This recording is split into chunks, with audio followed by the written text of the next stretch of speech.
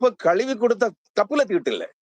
ஆனா அந்த தண்ணியை கொண்டு வந்த தண்ணியில தீட்டு இல்ல, கொண்டு வந்தவன் தீட்டு. என்னையா இது? கிறிஸ்தவர்களும் இதை பார்க்கிறார்கள். ஒரு சபை விசுவாசி, ஏழையான ஒருவன், அழுக்கான வஸ்திரம் உடுத்தி இருக்கிற ஒருவன் ஒருத்தருக்கு உணவு கொண்டு வந்தா, ஐயா இந்த தண்ணியை குடிங்க அப்படிங்கிறாங்க. அவன் தண்ணி கேட்கிறான், அவங்க தண்ணி கொண்டு வந்து கொடுக்குறான். அவனை பார்த்து முகஞ்சொலிக்கிறான். ஆனா அவன் கொண்டு வந்த தண்ணியில தீட்டு இல்லையா, அதை குடிக்கிறான்.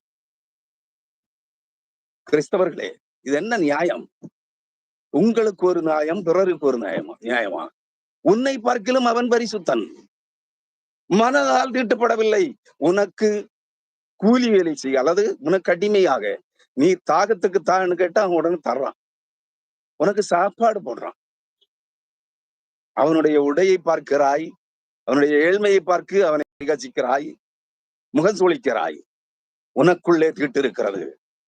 இதை புரிந்து கொள். இயேசு கிறிஸ்து அதனால் தான் சொன்னார்,